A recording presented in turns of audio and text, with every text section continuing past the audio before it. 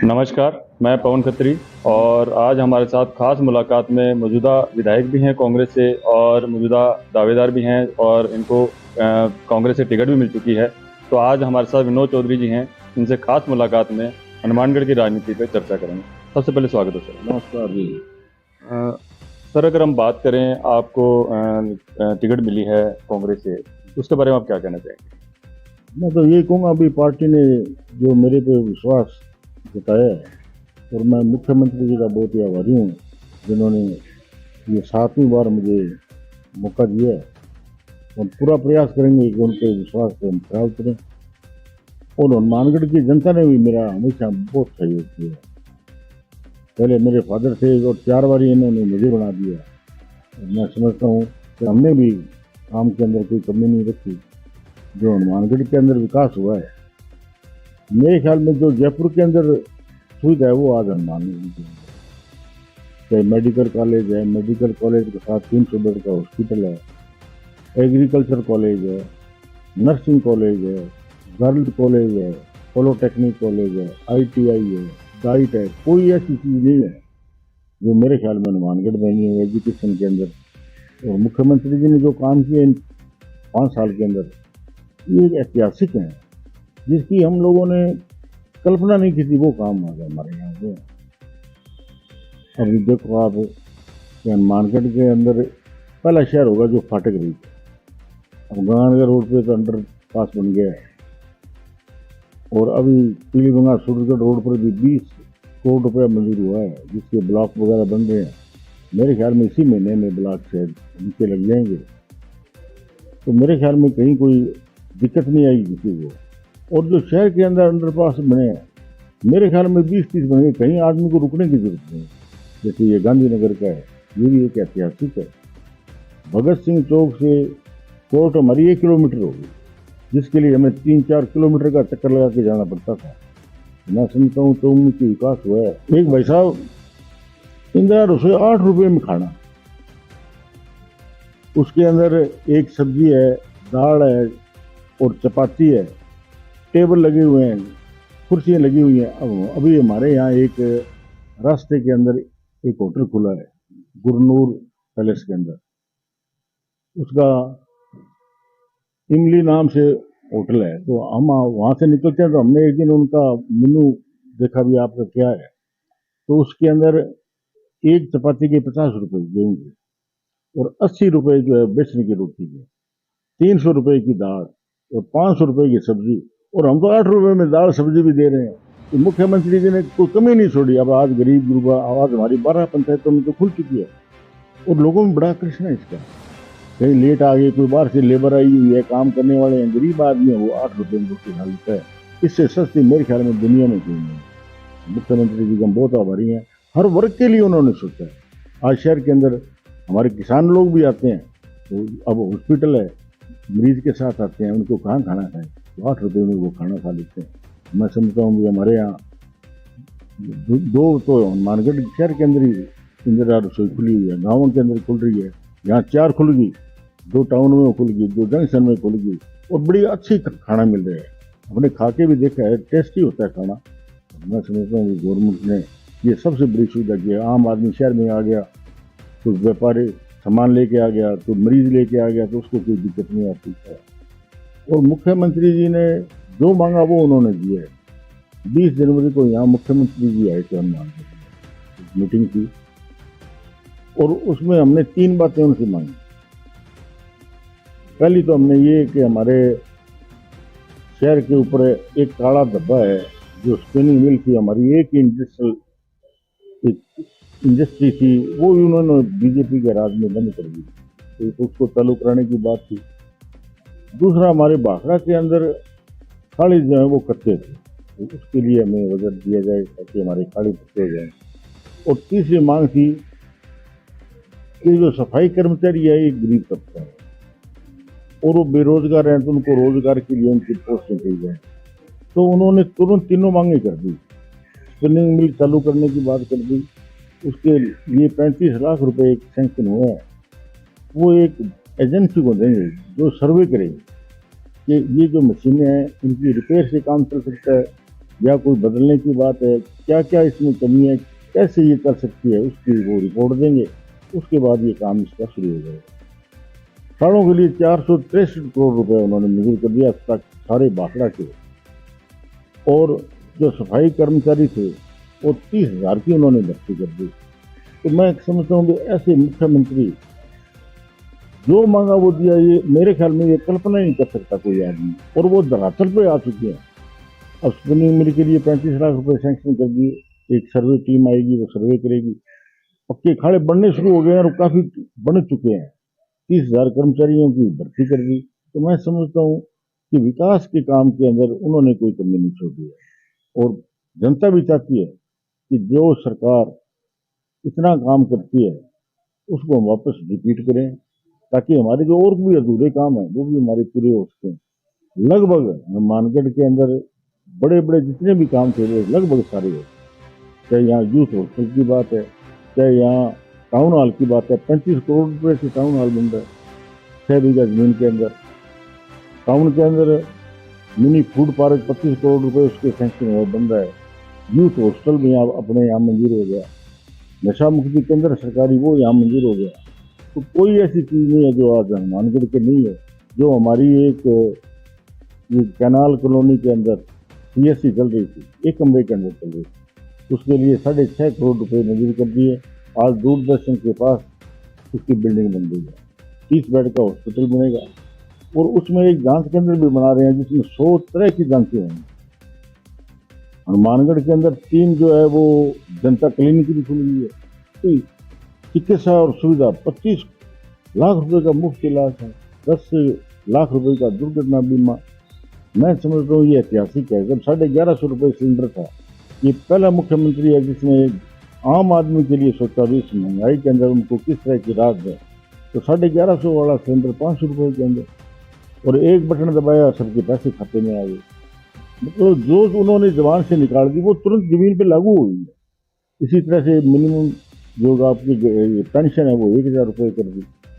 महिलाओं के लिए पहले तो आधा किराया माफ था, उसके बाद में अगर कोई 1 महीने का पास बनवाता है तो 90% छूट मुफ्ती होगी वो वैक्सीन की। इसी तरह से जो भी लोगों ने मांग रखी, अब पशु है, पशु के लिए 40,000 रुपए का बीमा दे रहे हैं। जो लंपी बीमारी में मर गए, हमारे जिले में मेरे ख्याल में 1500-1600 आदमियों को पैसा मिला।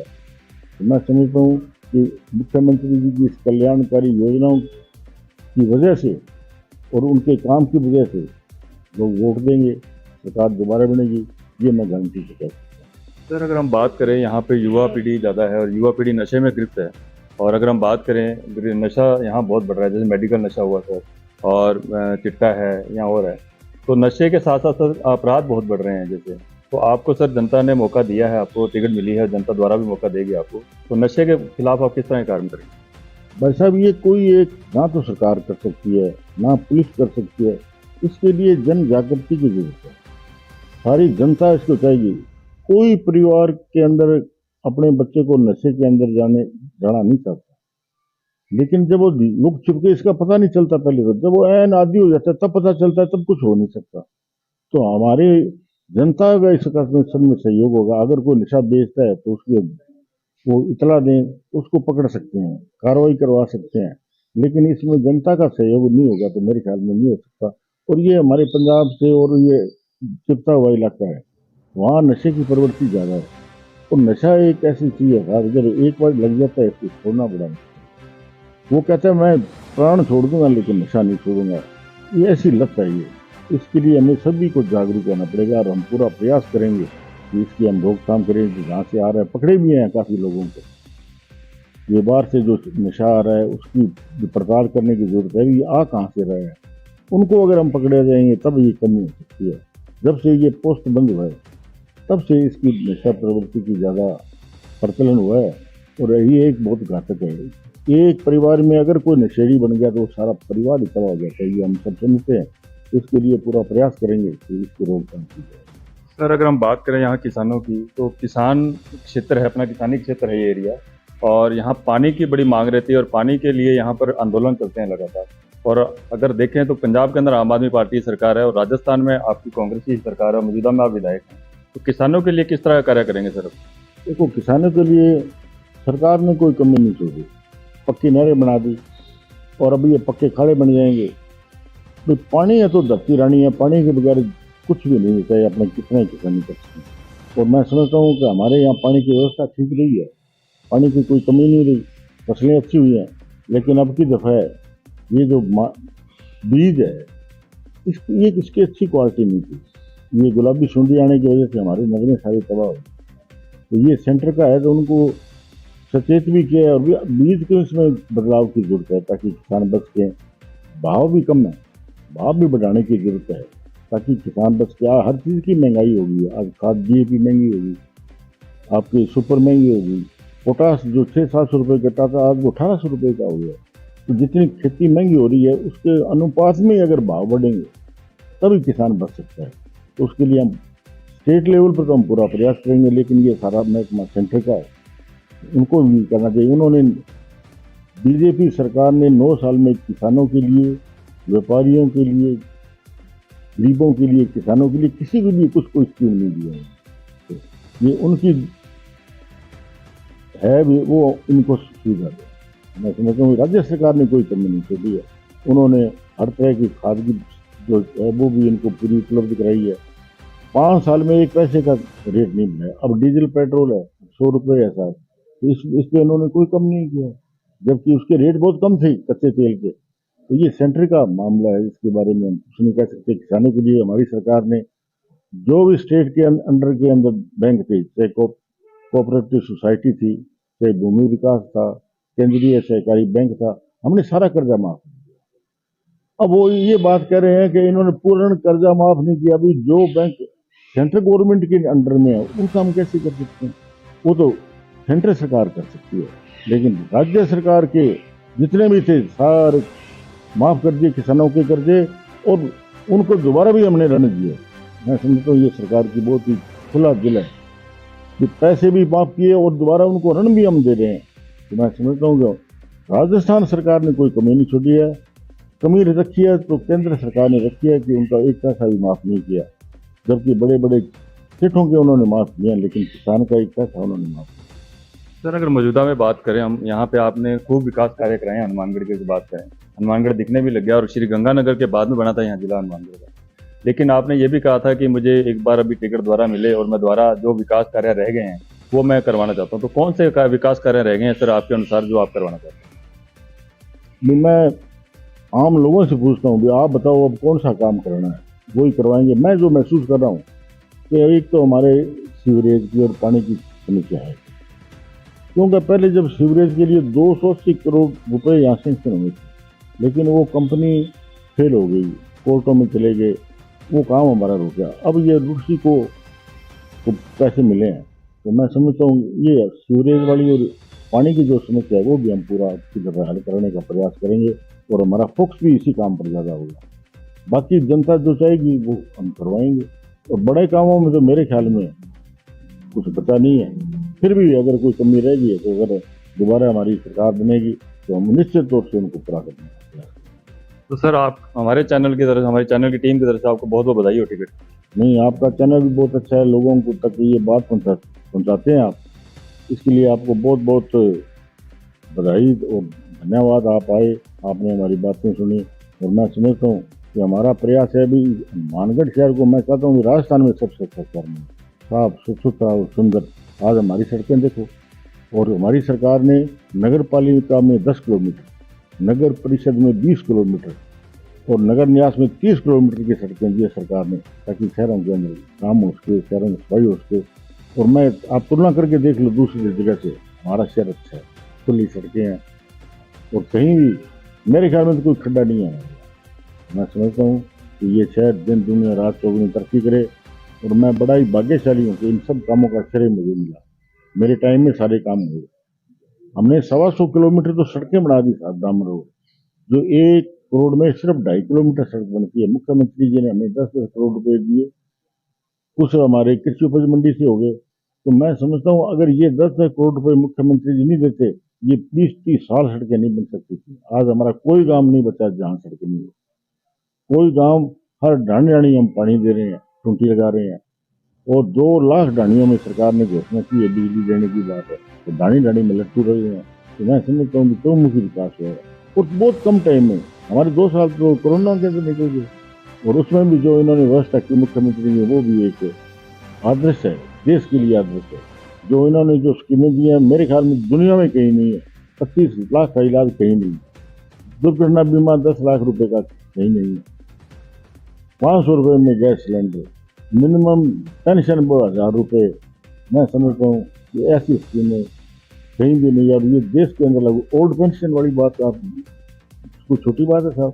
किसी ने कल्पना नहीं की थी ओल्ड पेंशन लागू होगी। एक हमारे सबसे बड़ा जो काम किया वो है 400 केवी का ग्रिड बिजली का, 200 किलोमीटर या तो रतनगढ़ है या हनुमानगढ़ में, इसके सिवाय कहीं दूसरे।